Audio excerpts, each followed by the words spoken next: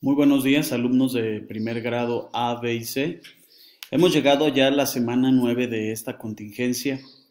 Si recuerdan, la semana pasada hicimos ya una modificación donde íbamos a estar trabajando la mitad de las asignaturas en lo que llamamos semana A y la otra mitad de las asignaturas en lo que llamamos semana B.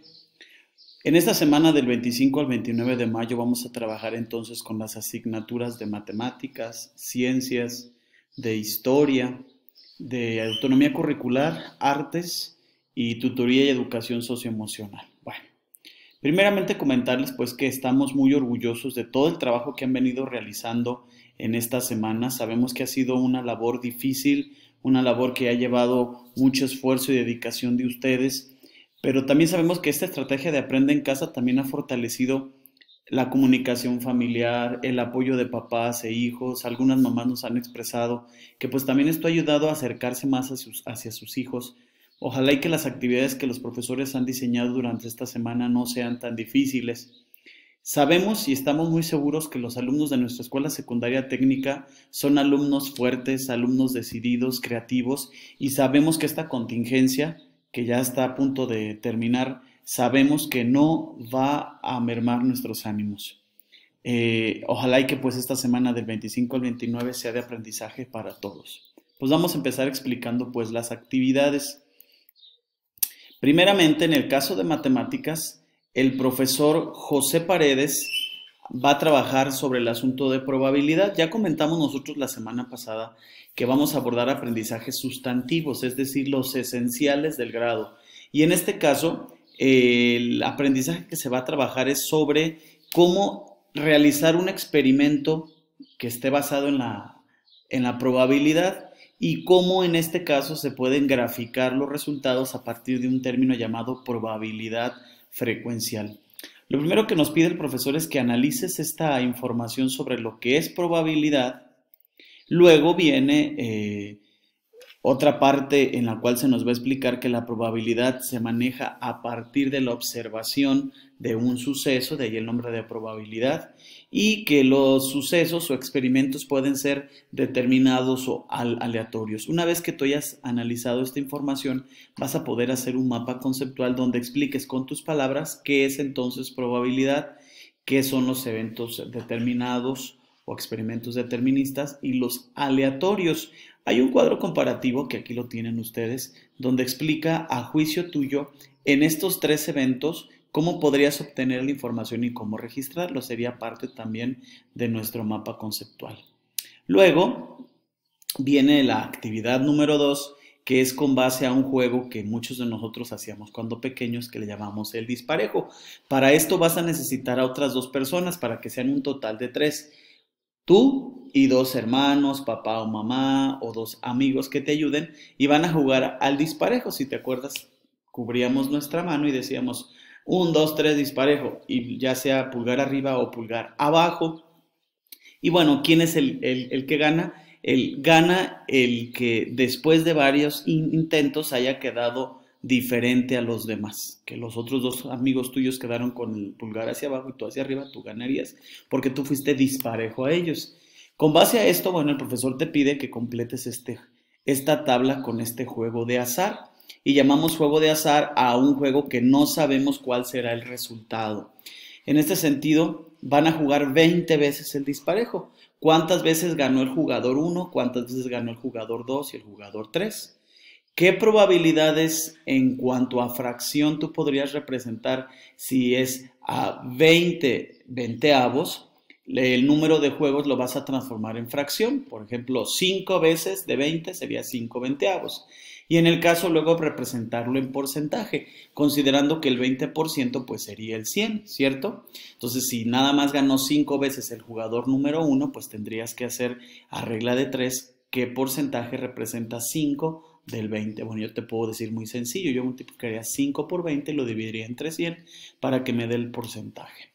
Luego vienen unas preguntas con base al resultado y te voy a explicar aquí, ahora sí, qué le llamamos nosotros probabilidad frecuencial, es decir, las veces que el suceso se repitió y el total de los eventos que se hizo. Por ejemplo, ¿cuál sería la frecuencia del evento? Si 5 veces yo gané, sería 5 en numerador. Total de resultados, 20. En este caso sería el denominador. Bueno, perdón. Luego, continuamos en la actividad número 3. Es algo muy parecido también, basado en un problema de que Manuel tiene una bolsa, una urna, una caja con canicas. Aquí te explica de qué colores cada canicas: 10 rojas, 5 verdes, 17 azules, 8 negras. Entonces, ¿cuál sería la probabilidad de al que meter su mano sacara qué color de las canicas? Por ejemplo, en el caso de si hay 10 rojas, 6 verdes, 16 azules y 8 negras, se hace un total de 40. Entonces, ¿qué probabilidad hay de que saque de las 10 rojas y en porcentaje? ¿No? Bueno, recuerde que probabilidad en fracción se maneja, el denominador pues sería 40 y las veces que salga, ¿no? Y ya tú lo cambiarías. Y luego, en el famoso juego del volado o otro juego de azar, bueno, usted tendría que trabajar basado en esto. Si se lanzara el volado, te pide que lo lances 10 veces, ¿no? Y para que veas cuál es el resultado, cuántas veces salió águila y cuántas veces cayó sol, en una frecuencia absoluta del total. Aquí dice claramente, te las va a especificar: frecuencia absoluta, número de veces que se repitió el evento, es decir, las veces que cayó águila o sol. Y frecuencia relativa es el resultado de dividir la frecuencia absoluta entre el número de veces en que se realizó el experimento. Una vez que tengas completada este cuadrito, esta tabla, te pide que transforme los resultados a una gráfica circular o de pastel. Para esto te deja un video aquí donde tú puedes identificar cómo se hace una gráfica de pastel. Vale. En el caso de biología, la maestra Mónica, el aprendizaje sustantivo que va a trabajar tiene que ver con los beneficios de practicar una sexualidad responsable. Y en este sentido, la primera parte es basado en lo que tú conoces como conocimientos previos, contestar estas 4 preguntas. ¿Qué es para ti? ¿Qué significa tener sexualidad sana y responsable? ¿Cuáles son entonces las características de una sexualidad responsable? ¿Por qué es importante escoger el momento idóneo para tener relaciones sexuales? ¿Y qué entiendes tú por sexualidad?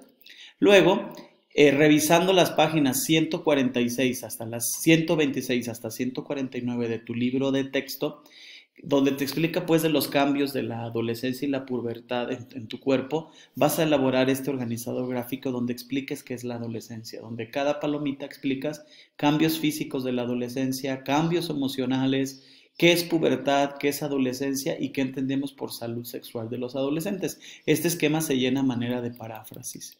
Luego, vas a elaborar un tríptico y este tríptico tiene que ver con el título Los cambios que sufren las niñas y los adolescentes. En las mismas páginas de tu libro de texto vas a revisar la información para que tu tríptico expliques estos 5 puntos. Definir salud sexual, cuáles son los riesgos de no practicar una salud sexual y reproductiva, qué es un proyecto de vida, derechos sexuales y cómo llevar una sexualidad sana, para que en la actividad 4 elabores un proyecto de vida, es decir, a futuro tú cómo te ves practicando una salud sexual reproductiva o en este caso practicando y ejerciendo tus derechos sexuales sin tener en este caso el miedo a un contagio o de manera irresponsable quedar embarazada a tu edad. Ser un poco pensar hacia futuro cómo aplicar todo esto.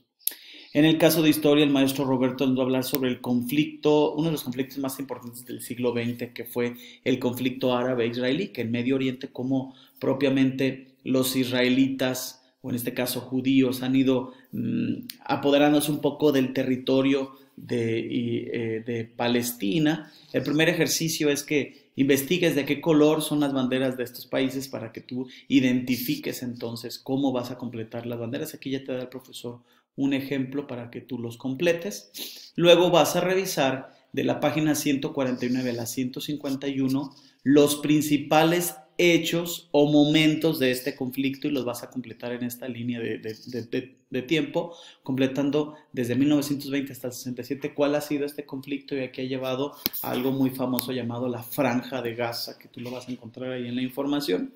Y por último, revisando esta infografía, en color rojo tiene que ver con el terreno palestino y en color negro tiene que ver con el terreno judío. Ustedes pueden ver a lo largo de casi más de 50 años cómo el terreno o el territorio que se consideraba palestino ha ido disminuyendo para convertirse totalmente en un terreno israelita.